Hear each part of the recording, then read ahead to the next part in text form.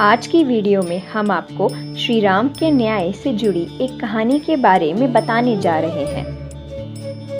यह कहानी उस समय की है जब देश में राम राज्य था।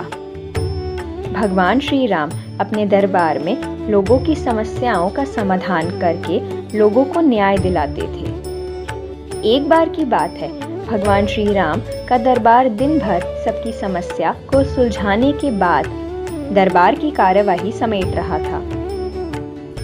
लोग अपनी अपनी समस्याओं का समाधान लेकर वापस अपने घर जा रहे थे। तभी प्रभु श्री राम ने अपने भाई लक्ष्मण को कहा कि हे लक्ष्मण, बाहर देख कर आओ कि कोई न्याय पाने के लिए बचा तो नहीं है। यह सुनकर लक्ष्मण तुरंत बाहर जाते हैं और देखते हैं तो उन्हें बाहर कोई नहीं दिखाई देता। इसलिए वह वापस दरबार में आकर भगवान राम को बताते हैं कि प्रभु, बाहर कोई नहीं है। यह सुनकर प्रभु श्री राम फिर कहते हैं, जाओ एक बार फिर देखकर आओ कि कोई न्याय पाने के लिए खड़ा तो नहीं है। यह सुनकर लक्ष्मण जी बड़े अचंभित हो जाते हैं कि अभी उन्होंने बताया कि बाहर कोई नहीं है, फिर भी भगवान श्री राम कह रहे हैं कि जाओ बाहर देखकर आओ कि कोई खड़ा तो नहीं है। लेकिन लक्ष्मण जी फिर भी बिना देर किए भगवान श्री राम की आज्ञा मानकर बाहर देखने चले जाते हैं।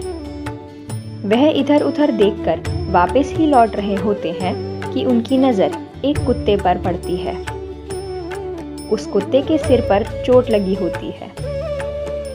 वह कुत्ते से उस चोट के लगने का कारण पूछते हैं। लक्ष्मण जी को देखकर कुत्ता खुश हो जाता है और कहता है कि वह भगवान श्री राम के दरबार में आया है। वह उनसे न्याय मांगना चाहता है। यह सुनकर लक्ष्मण जी उस कुत्ते को श्री राम के दरबार में ले आते हैं। कुत्ते ने दरबार में आकर श्री राम को प्रणाम किया और बोलने लगा, हे राम, मैं न्याय चाहता हूँ।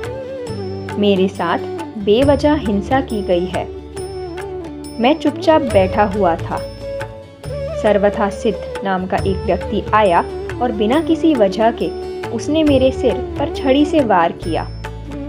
मैं तो बस चुपचाप बैठा हुआ था। मैं न्याय चाहता हूँ।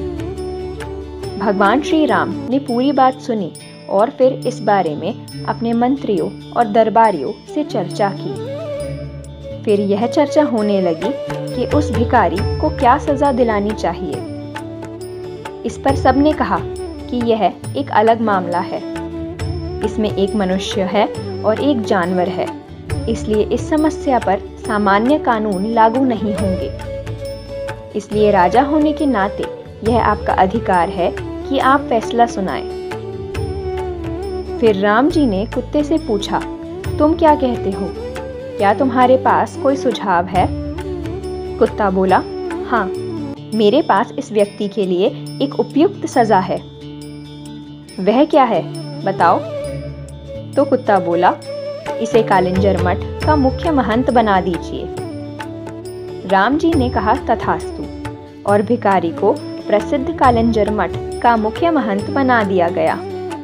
साथ ही श्री राम ने उसे एक हाथी भी दिया। भिखारी इस सजा से बहुत प्रसन्न हुआ और हाथी पर चढ़कर खुशी खुशी मठ चला गया। दरबारियों ने कहा, यह कैसा फैसला है? क्या ये कोई सजा है? वह आदमी तो बहुत खुश है। फिर श्री राम ने कुत्ते से पूछा, तुम इसका मतलब क्यों नहीं बताते?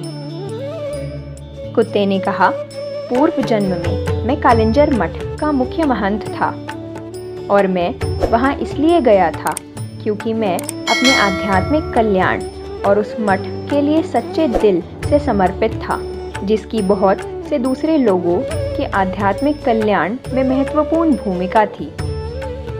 मैं वहां खुद के और हर किसी के आध्यात्मिक कल्याण के संकल्प के साथ वहां गया और मैंने इसकी कोशिश भी की।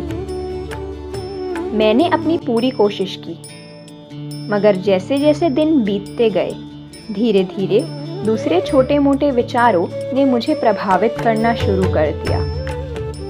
मुख्य महंत के पद के साथ आने वाले नाम और ख्याति ने कहीं ना कहीं मुझ पर असर डालना शुरू कर दिया। कई बार मैं नहीं, मेरा अहम काम करता था।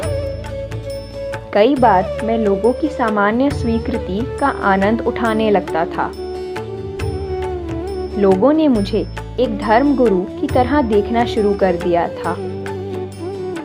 अपने अंदर मैं जानता था कि मैं धर्म गुरु नहीं हूँ, मगर मैंने किसी धर्म गुरु की तरह बर्ताव करना शुरू कर दिया था और उन सुविधाओं की मांग करना शुरू कर दिया था जो आमतौर पर किसी धर्म गुरु को मिलनी चाहिए। मैंने अपने संपूर्ण रूपांतरण की कोशिश नहीं की, मगर उसका दिखावा करना शुरू कर दिया और लोगों ने भी मेरा समर्थन किया। ऐसी चीजें होती रही और धीरे धीरे अपने आध्यात्मिक कल्याण के लिए मेरी प्रतिबद्धता घटने लगी और मेरे आसपास के लोग भी कम होने लगे। कई बार मैंने खुद को वापस लाने की कोशिश की, मगर अपने आसपास जबरदस्त स्वीकृति को देखते हुए मैं कहीं खुद को खो बैठा। इस भिखारी सर्वथा सिद्ध में गुस्सा है और वह कुंठित भी है, इसलिए मैं जानता हूँ कि वह भी खुद को वैसा ही दंड देगा जैसा मैंने दिया था। इसलिए यह उसके लिए सबसे अच्छी सजा है। उसे कालिंजर मठ का मुख्य महंत बना दीजिए। प्राचीन काल में इस देश के उत्तरी भाग में एक बहुत प्रसिद्ध मठ था जिसे कालिंजर के नाम से जाना जाता था। यह रामायण काल से पहले की बात है, यानी लगभग 5000 साल से भी पहले की, और उस समय यह एक बहुत प्रसिद्ध मठ था जिसके बारे में इस कहानी में बताया गया है। अगर आप चैनल पर पहली बार आए हैं तो चैनल को सब्सक्राइब कर बेल आइकन को प्रेस करना ना भूलें ताकि ऐसी वीडियोस के नोटिफिकेशन आपको सबसे पहले मिल सके। तो मिलते हैं ऐसी ही एक नई वीडियो के साथ। तब तक के लिए धन्यवाद।